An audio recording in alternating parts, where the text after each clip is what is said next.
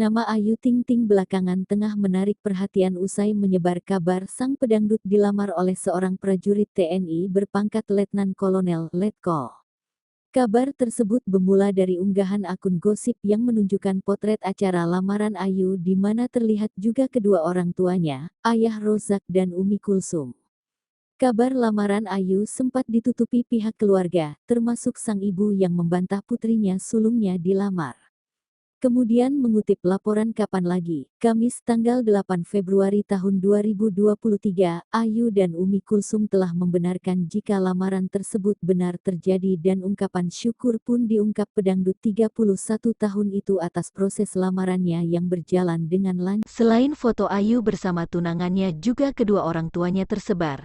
Random acara lamaran tersebut juga tersebar di media sosial, setelah sempat mengelak kepada salah satu infotainment Ayu dan ibunya membenarkan kabar lamaran tersebut meski belum ada detail lain yang diungkap.